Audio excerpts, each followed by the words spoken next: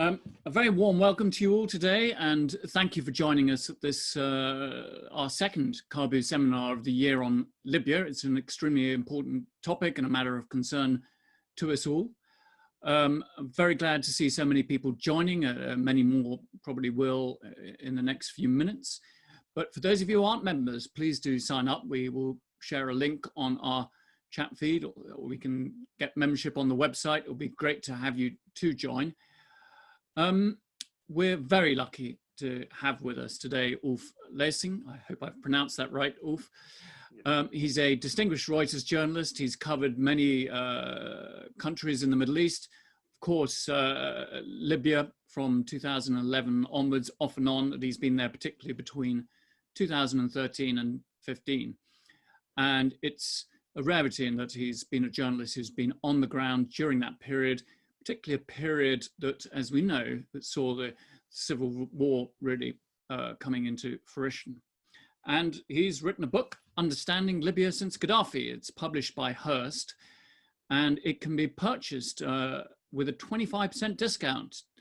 If you go to their website and you input Libya 25, you get this 0.25% discount. So I strongly urge you to do that. It's a great book. So, Ulf, welcome. It's a great moment, I suppose, to meet and discuss Libya. We've meet one day after this virtual ministerial meeting co-hosted at the UN and with Germany, following some mildly positive news, I think one could say, in terms of a slight decrease in the fighting in Libya, a little bit of an uptick in oil exports. Very guardedly, hopes that perhaps something may materialize in terms of peace talks in a country that has been so racked with conflict for almost a decade now. So here's Libya, a frustrating country, a country that should be so well off. Ghassan Salemi, the former UN envoy, once said that the truth is that Libya can pay for its own suicide. And of course, it is a very rich country, plenty of resources, and if it can get through this, it does have some very bright prospects. So, Ulf, if I could just sort of start off, where, in your view, you were on the ground, did it all go so wrong? A country that had so much wealth, $120 billion in its coffers, as you write in your book. Gaddafi was removed, but since then it's been pretty much downhill. Yeah, first of all, thanks very much for having me today. It's difficult to pinpoint exactly, but the main issue was, Gaddafi, he destroyed the state, when he took power in '69, and he kind of created this kind of system based a police state on informal committees, revolutionary forces, committees, and he bought a lot of arms, and these arms, when the revolution took place, they were up for grabs for anyone who could, the armed groups, the rebels, and took hold of these weapons backed by foreign countries. So civilians, who wanted to build a state never had a chance. From day one, they got blackmailed by various armed groups who forced them to hire their men as ministers or put their men on their fighters on the payroll. So civilian state never really had a chance. And at the same time, like Western countries, why there was some NATO countries back the uprising, they lost interest pretty soon after the. Ulf, could I just interrupt you there a moment? Your sound is sort of going in and out. I don't know if you can adjust that. Yeah.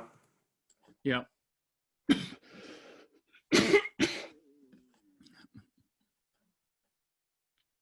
So I hope this is a bit better. Yep, that sounds right. Yeah, good. Yeah, so I mean, the main challenge was in 2011, armed groups, the rebels, they became like government forces. They didn't give the civilian state any chance. Of course, they wanted to keep their privileges. They wanted their men to become on the payroll, become, public servants, and their leaders to become ministers, and that there was never a chance to build a, a state. And Western countries who had helped topple, some NATO countries topple Gaddafi, they quickly lost interest in the country and left it to its own devices, and that then opened the door for militias to grow even more, and then later to regional countries like Egypt, Turkey, United Arab Emirates, then to step in and to try to, back someone to establish some kind of order, since they were getting concerned about instability. Yeah, and the title of your book, Understanding Libya Since Gaddafi, has an implication that a lot of people outside of Libya don't understand the country, which I suppose is fair, given it's not exactly been on the tourist map, despite its obvious historic treasures and so forth, its virgin beaches. But it's, what do you think were the main areas that people really didn't get about Libya? Was it so wrapped up in the image of one man and not much else?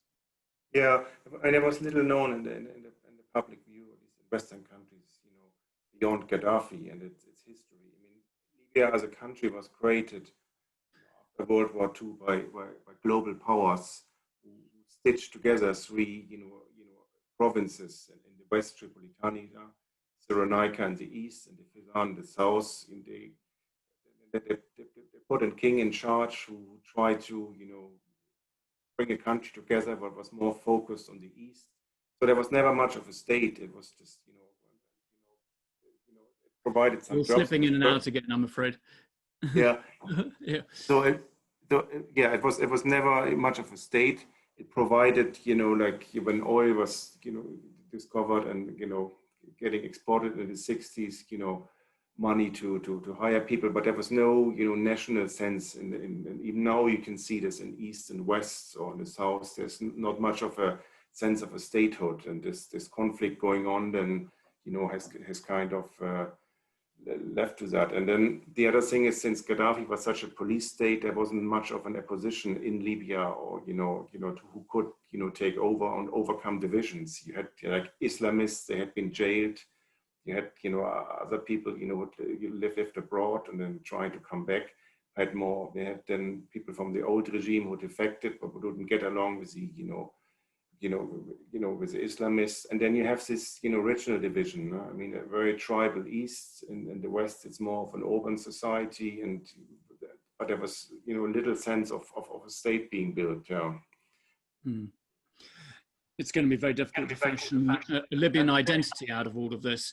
But let me we'll probably come on to that a little bit later, but you write a lot in your book, and one of the themes is very much the challenges of reporting on Libya during this period of, conflict and rival militias.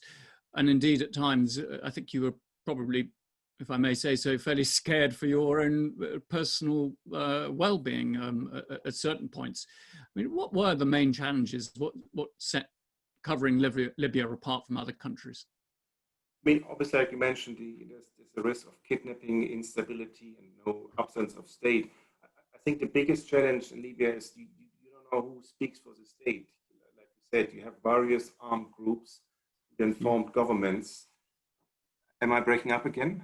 A little bit, yes. I'm sorry. Oh, I think you have to sit quite close to the mic. Yes.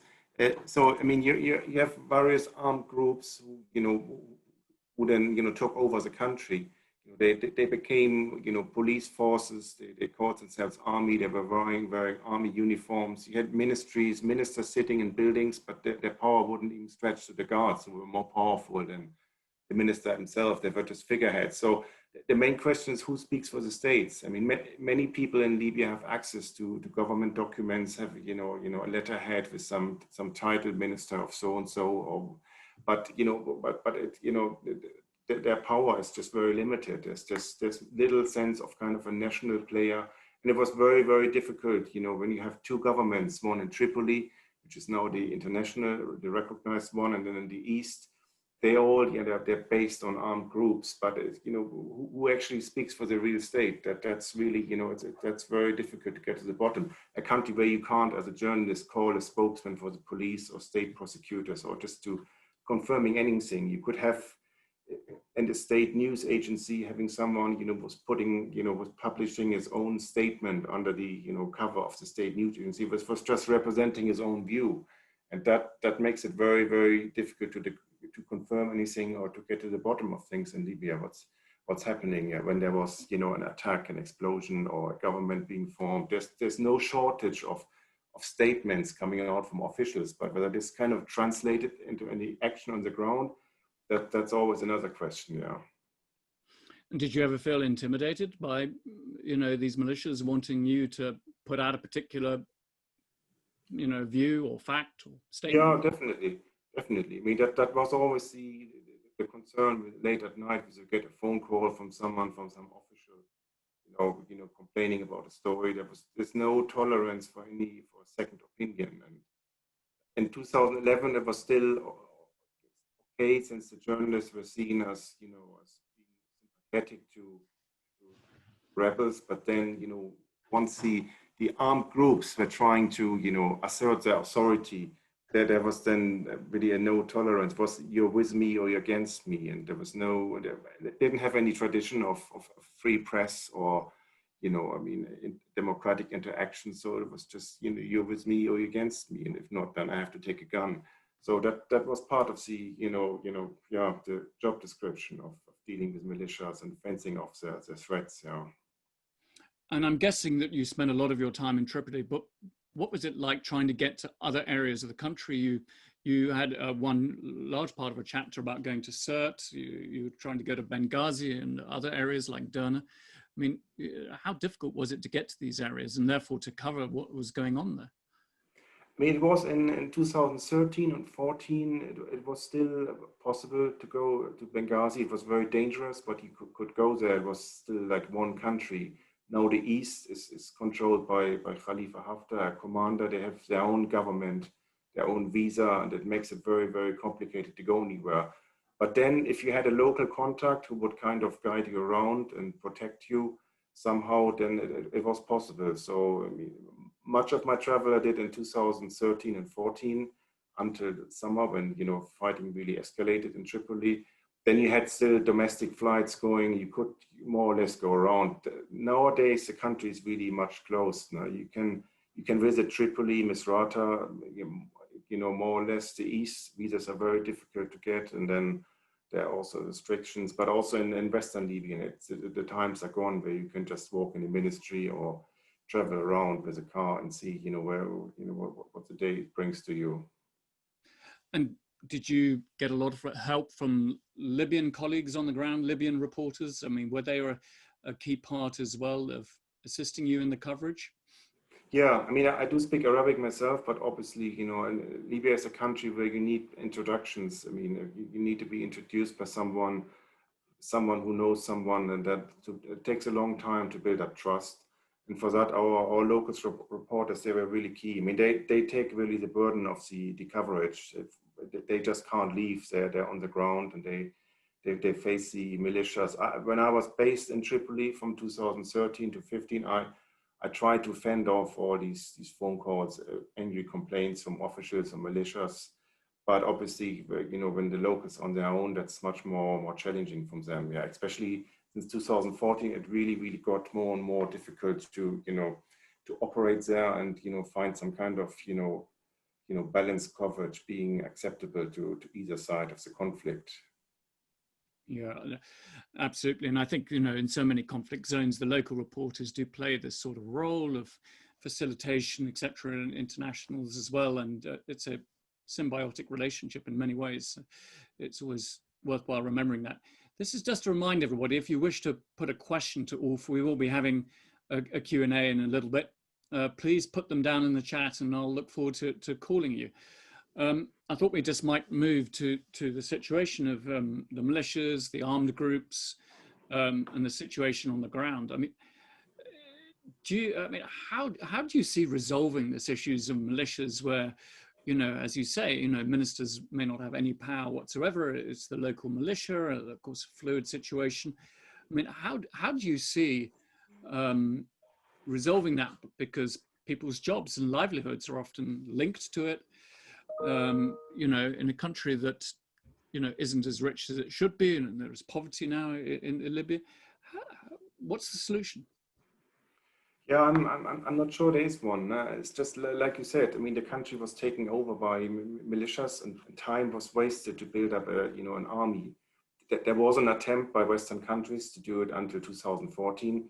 Then it became too dangerous, but they had also little to build on. Like Gaddafi had also undermined his own army. He was afraid of coups, so there was not much to build on. And right now the situation is really entrenched. You have, in the east, Khalifa Haftar, who has his own network, his, Libyan National Army, which is also based on different armed groups. And then in the east, in the west, Tripoli is the recognized premier Serraj, who's then also backed by different, armed groups. They have a lot of like business interests. They want to get hired. They want, so he's not really commanding them. No? I mean, he gets accepted. And when Khalifa Haftar made his move, his, attack on Tripoli in 2019 in April, then they all rallied behind, the Serraj and tried to, fend off this attack. But they're itself also very divided. And outside, Tripoli and other cities, you have, pretty much the same setup since 2011. Some, former Gaddafi rebels took over. They built like a security committee, and they, control the, local authorities. And it's kind of a patchwork of many, different groups who have different, sometimes, the same interests, sometimes not. That makes it very difficult for like foreign powers or like the UN or others to mediate. And then, of course, you have this massive, foreign intervention from several countries. I mean, you see, like Haftar, he won backing early in 2014 from Egypt, and then from the United Arab Emirates. According to UN reports, they were concerned. They wanted to build up or invest in him as a former, army person. That's, they saw him as a, stability force, but. Yeah, his move on, on Tripoli also, showed last year his attack on the capital, that he's also deeply unpopular in much of Western Libya, and his opponents accuse him of being trying to, rebuild the old police state. Then Turkey has rushed to the defense of Serraj, the Tripoli premier in Tripoli. So you have a lot of foreign powers involved who actively support them even on this military means, and then the UN since then trying to find some kind of consensus. But they're also going to meet like officials, like I said earlier, who occupy ministries or sit in offices but don't have real power. So the real players, the armed groups, you don't find them really at the negotiation table. So there have been many deals signed and pledges, but once then officials go back to Libya, it's usually not so much happening in terms of implementation. Yeah, it's a massive challenge. And you see the Wagner group coming in. And now, of course, also the massive use of drones. Is this something that, worries you? You see that, the war in many ways is, changing in that sense. It's becoming more, advanced in technology. Like I said, it's got much more advanced. It used to be, like on the ground, the Libyan players, they have limited skills. They know how to run like, a Kalashnikov or artillery gun, and these old tanks from Gaddafi inherited. But, until this, this Tripoli attack from Haftar, the fighting, it was terrible, but somehow not so advanced like it now. Now you have drones being like operated by foreign countries who, whereas the Libyans are just the side players. They're not making the decisions anymore.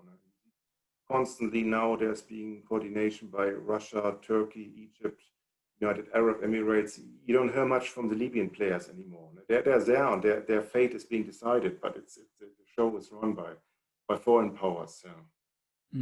And in that sense, it's become a little bit more like Syria, where that sort of model is there as well. Of course, there are massive differences. Of course, one person stands out, I suppose, in the international consciousness, and that is Haftar. You mentioned him. I mean, you interviewed him, but by telephone. I think you couldn't get to see him in person. How did you find him? Yeah, I mean, he emerged in 2014. He was part of the rebel forces, in the east, and then, was trying to become the leader of the rebel forces in 2011. Then disappeared from you, and then he came back in 2014.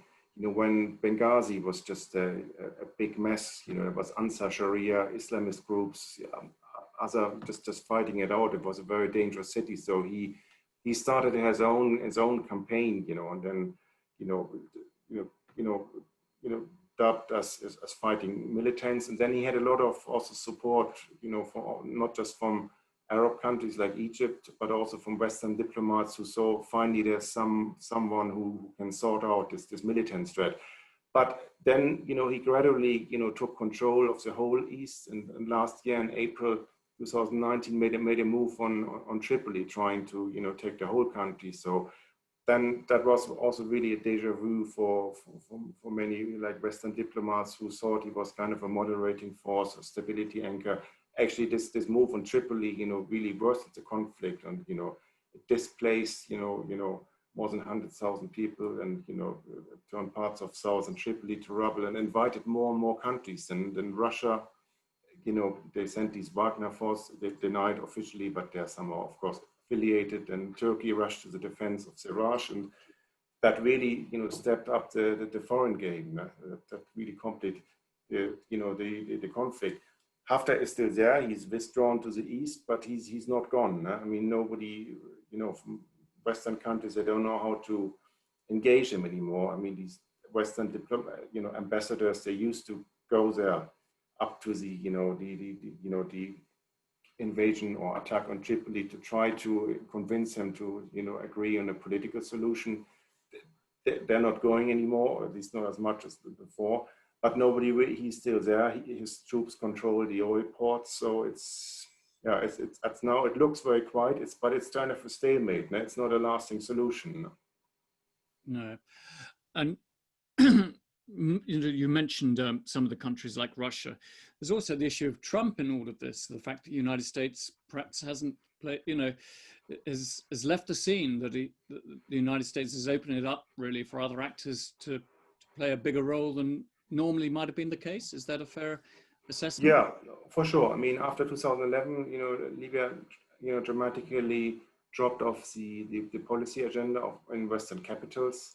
They tried, building or helping build a Libyan army, with some training in Europe or so, but it was not really much of an engagement. Much of these training efforts never took off. So there was this Western void, and this has been, exploited by other countries. Neighbors like Egypt, they just got tired of, seeing militants, crossing the border to Libya, and so they invested then in Haftar. That also, the same motive from the UAE. Turkey is more than, they're now to the, in Tripoli.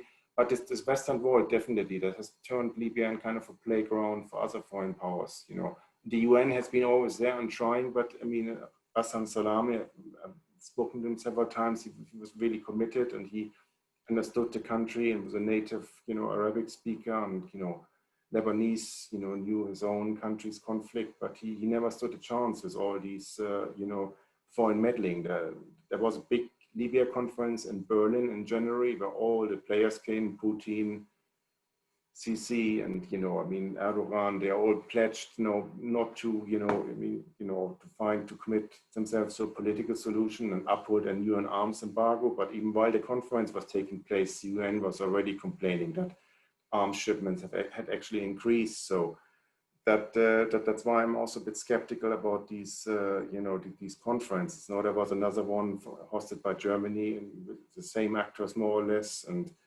But what can they do? If some countries are so invested there, and they, now it's a stalemate, but it's not a stalemate in terms of a, political, solution. It's just that, after moved back. And then, the Tripoli forces backed by Turkey, they followed until Sirte, which is right in the center of Libya. But there's no common sense there. The talks are going on and so, but I just don't think there's, at least there's no public sign of any breakthrough, of a real like power sharing unity government. They've been talking about this for years. They haven't got tired enough of the war yet. So another element to all of this that you cover in the book, of course, is in the European role in all of this, which was in many ways driven for a time, increasingly by the issue of migration coming out of Libya. I mean, how do you see the way in which, you know, that whole issue has been handled by the Europeans? And, you know, we've seen all these terrible internment camps and so forth. That, do you see there's a solution? Are we handling it well? No, I mean, they're kind of, like you said, migration, that was the only area the Europeans, they also tried building an army until 2014, but then left the field. And then, you know, with the chaos and or instability in Libya increasing, the migration from Western Libya by boat to Italy increased as well. So they, you know, Europeans found this, you know, foreign policy focus. They need to stop, you know, any available tool migration to Libya. So, like you've seen, like the European Union in Italy training the Libyan Coast Guard. You know, the Italian Coast Guard actually is like coordinating rescue issues. You know, missions when people get, you know, stranded in the sea and they're sent back to Libya. The European Union has given support to, you know, build detention facilities, well, to make their treatment a bit more human. But on the other hand, most, you know, representatives foreign of these organizations, they're based in Tunisia. They go there on visits to Tunisia. The rest of the time, these detention facilities or the Coast Guard, they're run by, you know, by Libyan armed groups. They technically report to the Libya government, you know, the Tripoli government, but in reality, they can do what they want. There's a lot of, you know, outcry from the Europeans, you know, saying they should, you know, stop any human rights abuses, you know, maltreatment of migrants in detention facilities. But I mean, the whole strategy from the Europeans has been to stop migration to the point that any boat gets returned to Libya, where everybody knows what's going to happen in the detention facilities. So that's certainly some hypocrisy, yeah. Well, I can see a lot of questions coming in on the chat. I had a lot more myself, but I think it's only fair to open it up to others. And I think the first view is really about the viability of Libya. Stephen Booth has a question. Stephen, are you with us? Yes. I wanted to ask you whether you could say something about the Fezzan, because that's a rather remote area, and I wonder how much it's affected by people coming up from further south in the middle of the Sahel, and whether that's part of the route of migrants going to the coast. Thank you very much, Stephen. Ulf. Yeah, no, thanks for an interesting question. Fezzan, so the southern region of Libya is really, you know, the knowledge gap. You know, it's been, even when I lived in Tripoli, I managed to go once in 2014 to Rabat, the most southern town on the Algerian border. And but since then, you know, since 2015, rarely anyone has visited the south. What we know for sure, I mean, even under Gaddafi, it was neglected. The state was much less present. There's even less of services in terms of hospitals, you know, even cash is short there and other things. So, you know, it's run by tribal players, by local groups. There's even then in the old days in 2011 or 12, you know, Tripoli never had really control about the south. And that's, you know, that's gotten worse and worse, you know, over the years. I mean, Haftar, he made a move last year and, you know, before he went to Tripoli, he went to the south and set up, you know, sent some troops, took over towns. But since he mostly withdrew from there, it's back to its own, being left to its own devices.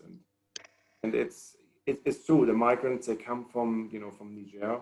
They, you know, get sold there or come as human traffickers, often end up in Sabha or in other southern towns, and then make their way north, you know, basically being sold from one group to another. They have to work, do some forced work, or, you know, get often maltreated, have to send more money from relatives. So it's a business actually, the migrants, what's happening to them. So it's the local players, you know, exploit this lack of state in the south which has definitely facilitated, you know, migration, and then people from there then go up to the north, you know, and finally reach the coast from where they are being then, you know, handled or sold by other groups or trying to make a living and then get a ride on a boat to Italy. Thank you, Ulf. We got a question from Jonathan Fryer in a slightly similar vein. Jonathan? Can Libya ever really coalesce into a single viable state again, or will it inevitably split into three parts? Yeah, good question. It's at this stage hard to say how it can turn into a viable state.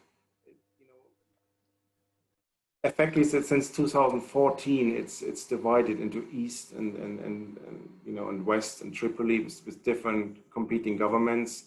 The setup of governments and their alliances have changed several times, but you know, effectively now, you know, a split would be probably, you know, or de facto split would be the, you know, more realistic option. I mean, you have in the East, it's all the parallel institutions from central bank to, you know, ministries, passport offices, visas. It's like a different country. Some embassies only report to the East, so that makes it very, very, very difficult to think, you know, how they come to an agreement with Tripoli to form a unity government. I mean, so many people on both sides, you know, of these governments in West and East, armed groups, other groups, they benefit from the setup. If you have two set of ministries, then, you know, there's more people on the payroll, and so it's hard to see. There's you know, how they could come all together. And the South is kind of being neglected by both sides. It's left to its own devices. There's here and then some towns, some cities declare loyalty to one or other government, but it's there's no interest, you know, to engage much with the South. It's too far away, and yeah, so that's why it's at this stage it doesn't look like there will be a unity government anytime soon. Do you think there's a federal solution to Libya in the future? Yeah, that was the idea from the East. You know, right after 2011 revolution, then there were a federal movement like sprang up there, and you know who tapped into the sentiment that the East had been neglected by Gaddafi, despite being home to much of Libya's oil wells. But it's just at the end, Libyans are just 6 million people, and to make federalism work, you need trust between institutions. Gaddafi's predecessor, King Idris, he tried it. It's just people then all the time think just in their own like regions and not as a national state. So I think it's certainly one idea being, you know, floated by the, you know, UN and Western powers who want to, you know, share oil revenues evenly among all regions.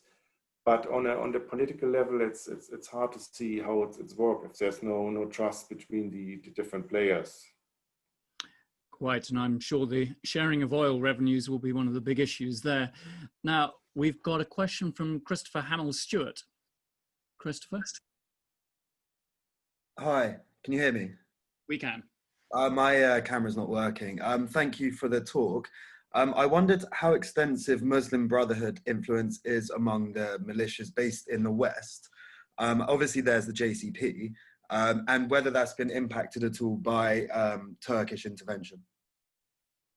I mean, it's hard to prove. I mean, for sure, the Muslim Brotherhood, they're present in the West, but they were never really like you know, dominant player even when there was until 2014 when there was still one national state. You know, they never fared extremely well in elections, and there were so many other Islamist groups. I mean, you could say, for example, the Salafists. I mean, the purist Salafists who they have the backing of one group in Tripoli, but the Muslim Brotherhood, at least it's not, you can't see it, can't prove it that how active they are. I don't know how much Turkey is involved in promoting any brotherhood. They certainly have given like political, military support, and have an extensive, business interest in Libya. But it's hard to say regarding, the Muslim Brotherhood. Thank you for that. Nabila Al-Mullah has a question going back to 2011 intervention. Nabila?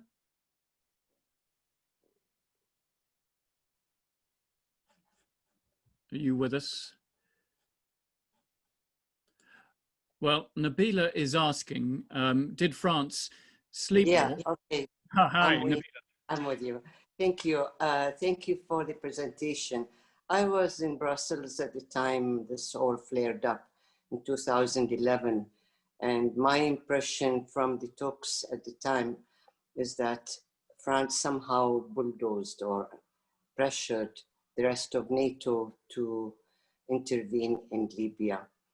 And given also the reluctance of the United States, Obama at the time, to support the Western allies, one gets the impression that France really pressured for national interests to do that in Libya. Would you please comment on that? Sure, you're right. I mean, France was a major player, you know, to help convince other NATO countries to intervene in Libya. You know, when Gaddafi was trying to, you know, retake Benghazi, and that, you know, there was fears about an impact on civilians.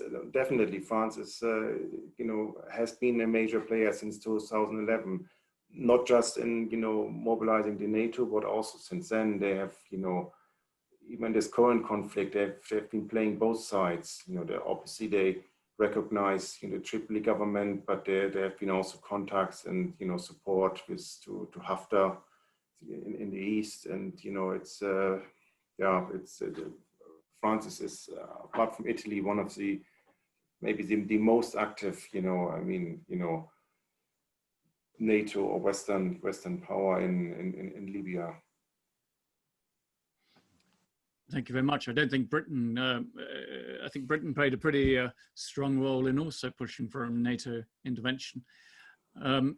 Right, we've got a question from Emir Sefkatli. Is that right, Emir? Yeah, thank you so much for the presentation. I'm wondering, as a Turkish citizen, how you see the role of Turkey exactly. I mean, international actors, but I'm wondering, especially for Turkey's role in the crisis. Can you please mention about this? Thank you so much. Sure. I mean, no doubt. I mean, Turkey is now a major player. They're the main foreign backer of the Tripoli government, and without their intervention, you know, Haftar might have, have concluded his, attack on siege of Tripoli. There, you know, even before, that, I remember when I was living in Tripoli, you see a lot of like Turkish businesses, from restaurants to shops. So they're major players there, and they have a lot of, business dealings, but now they're one of the major political forces. No? I mean, they, without their support, it would have been difficult to stop Haftar, who's, backed by, by Egypt and the United Arab Emirates and Russia to some point. So it's hard to see any solution in Libya without a Turkish input. Yeah. Ulf, do you see any sense of what Turkey would accept as some sort of deal? I mean, we talk about the Libyan actors, all the militias and power groups that have perhaps a vested interest in not ending this war. But here you are, Turkey, Russia, the UAE. Are there elements where you think these external players could coalesce around something where their interests would be satisfied? Do we have to resolve that external division first? Yeah, it's a good question. It's hard to see a solution there. I mean, you have like Egypt and Turkey, two players who are at odds at many issues, and then we don't know. It's hard to say whether the fourth line is. I think the current status quo, that you have Haftar being left in the east and controlling the east, which also then secures the border to Egypt. And Turkey, Tripoli, the Tripoli government being stable in the west, that is kind of an ideal scenario. How you want to go forward is difficult, because after Haftar's attack on Tripoli, he's just not acceptable to. He wasn't even before that, but even less to Libyan players in Western Libya. So. I don't know how we want to, form a, unity government, at the same time when countries like Egypt or the UAE still back Haftar and see him as a stabilization force for the East. So this kind of status quo, de facto division is probably as best as we can get for now. Yeah. Okay, we've got a a question. This is all really about the international actors at the moment. Bernie Howley. Bernie?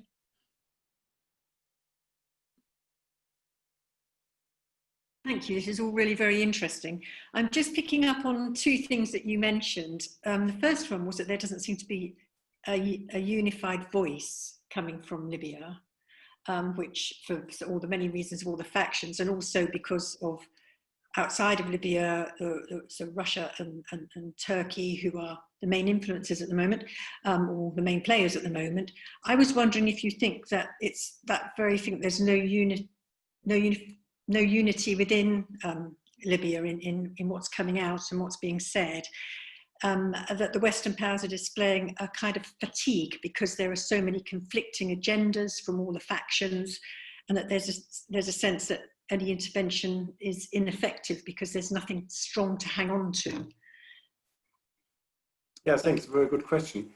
Yeah, I mean, you're right. I mean, the fatigue came right after 2011 when, Gaddafi was gone, and then Western countries really they thought, okay, let's move on. The Libyans, they're going to work it out themselves. That kind of emboldened all these militias to really, hijack the state. And now they're even more fatigued. That's true. I think with this Berlin conference in January, that was some sort of attempt, to try to force a political solution. But I mean, I think privately, many Western governments are also very tired of this. They contributed hugely to this mess by, first intervening and then withdrawing without, doing much on the ground. And then there have been a lot of divisions among Western countries as well.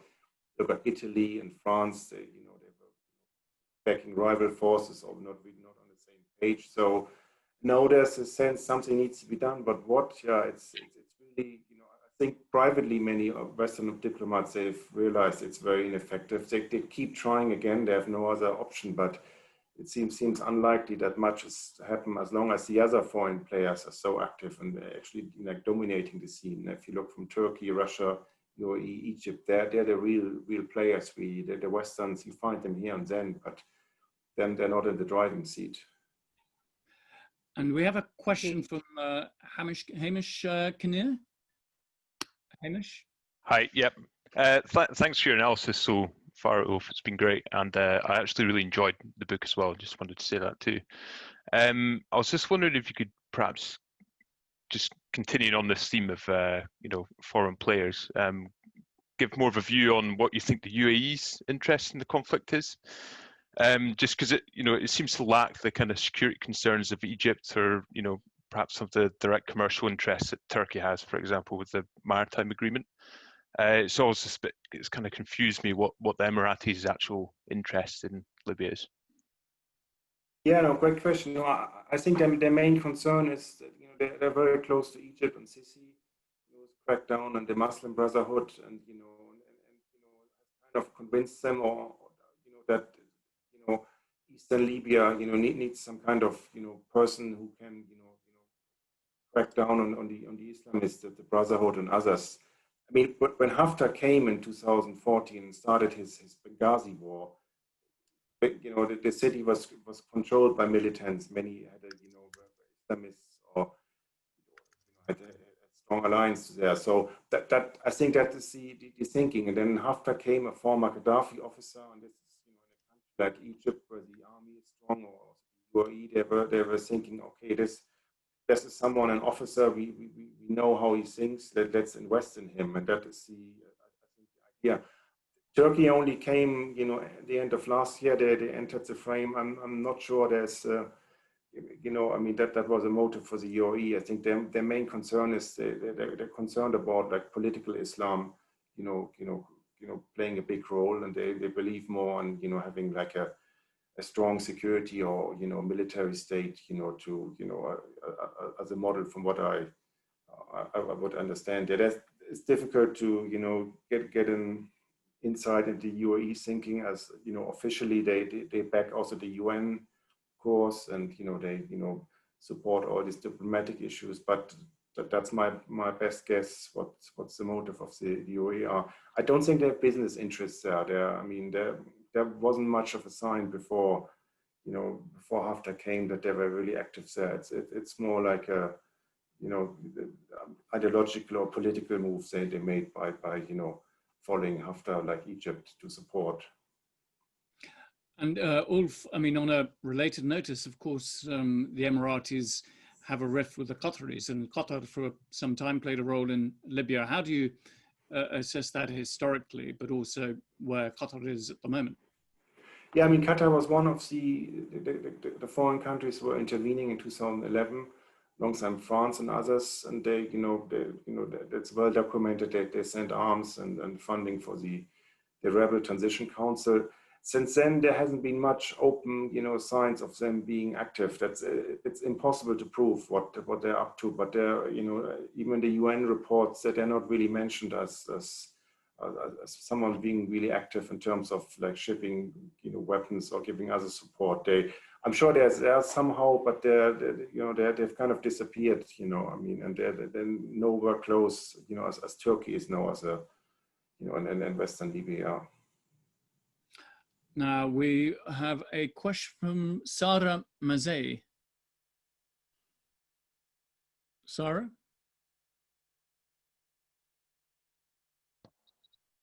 Hi. Hi, Sarah. Hi.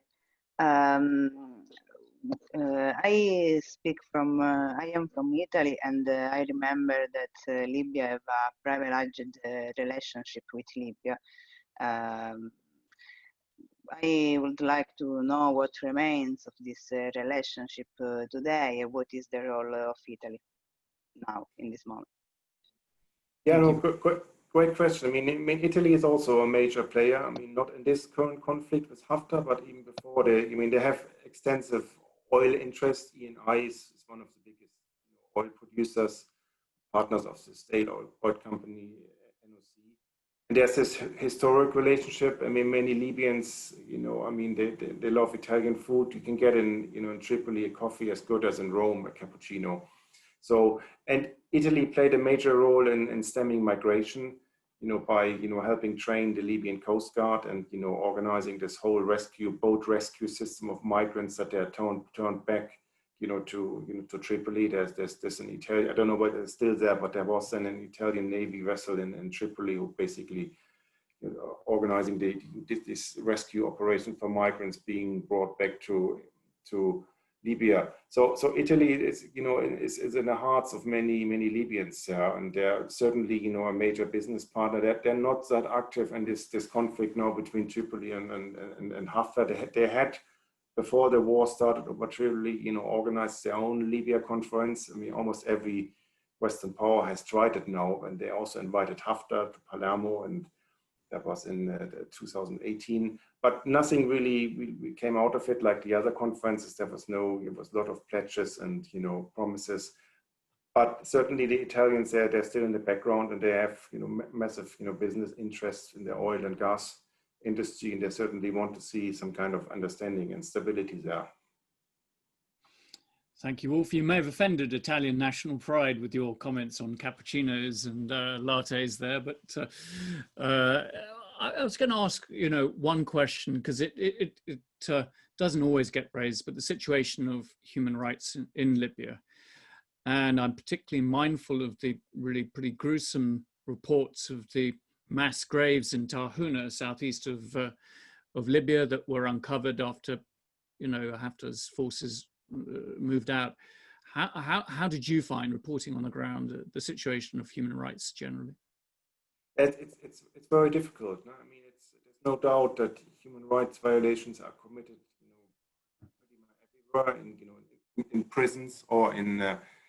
You don't need just mass graves to find out, that there's human rights violation in a country where you don't have police or state prosecutors. It's very difficult. Whenever you run a story about, human rights violations, one armed group arresting someone or, seizing another house or another town, an oil field, there's immediately a backslash from that group. So that makes it really challenging. We've still covered it, but it's not easy. ما انا في نص العشية تسجي هازم شنو؟ والله من يعرف أحمد هذا. Salam, can you mute? Sorry, Ulf. No problem. I've muted him.